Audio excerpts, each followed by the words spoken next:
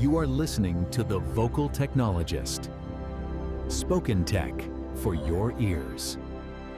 Welcome, everyone. Great to have you with us. It's Product Thursdays here on Vocal Technologist, and today we're really getting into how data is, well, it's not just behind the scenes anymore. It's right there, front and center, actually shaping the products you use every day. It's becoming the user experience. Yeah, and what's really fascinating, I think, is this split you often see. You've got enterprise land, right, where data is often like a cost center, internal reports, that kind of thing. But then there's product land, and there, data is the product, or it directly drives revenue user features. It's a totally different game. That distinction is key, isn't it? Enterprise land versus product land. Because in product land, the demand for data is just intense, instantaneous almost. Oh, absolutely. So how is that push for real-time pushing the limits? Are there examples of companies, really nailing this? Definitely. Look at Fresha. They do salon bookings. They have these dashboards, critical ones, taking like 20 seconds to load. Ooh, 20 seconds. That's painful. Right. They managed to get that down to around 200 milliseconds. Whoa. Okay. How? They brought in StarOx. It speaks the MySQL protocol, which helps, and does federated queries over things like iceberg tables.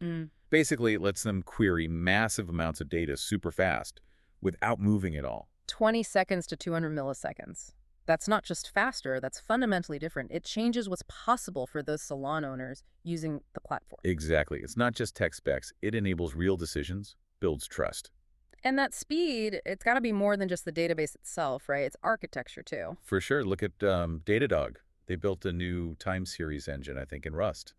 Anyway, it's giving them something like 60x faster ingestion. 60x? Wow. Yeah, using this shard per core idea. Each CPU core gets its own slice of data. Plus, they built in this clever throttling thing like permits, so it stays stable even when slammed with data. So it's fast and smart under pressure. It doesn't fall over. Right. Has to be robust. Okay, so we need smart engines. But all this data, it has to live somewhere. What about the storage underneath all this? How does that play into the speed thing? That's a really good point. Storage is critical. You can do shared keying, have one copy serve multiple needs to save space and cost. But there's always a but. But it needs super tight coordination. Otherwise, it just slows everything down. Often, materialization making specific optimized copies is just simpler and more reliable, even if it means more copies. The trade-offs. Cost versus complexity versus guaranteed speed. Always trade-offs. Depends what the product needs most. Okay, let's shift gears a little because this next part feels really, really cutting edge. It's not just about speed anymore, it's about AI. How is AI changing how we actually interact with data and secure it? Yeah, this is where it gets wild. The goal is almost to make the interaction disappear, make it seamless. Meta's doing interesting stuff here. They're building this multi-agent system. So like a user agent asks for data, an owner agent checks permissions, and LLMs sort of guide the whole thing. Guided by LLMs, but with safety nets, right? Oh, absolutely critical. Guardrails, they call them. Things like checking the actual queries, setting limits on how much data can be accessed. It's about enabling self-service, but safely. And how does the LLM even know what it's looking at? Data schemas can be, messy. Right. How do they understand complex schemas? Turns out a really effective way is embedding semantic descriptions, basically plain English explanations, right into the database schema itself. Ah, so you give the AI a map in a language it understands. Pretty much. Tiger Data did some experiments. They saw up to a 27% jump in how accurately the LLM could write SQL queries just by adding these descriptions. It's like giving it business context. And these semantic layers, they're not just static descriptions anymore. No, they're becoming dynamic. AI can help maintain them, even generate new metrics on the fly. Imagine an executive just asking a question in plain English and getting an answer back instantly. Like a data analyst built right into the system. Exactly. And tools are emerging to support this. Look at the dbt Model Context Protocol, the MCP server. MCP, okay, what does that do?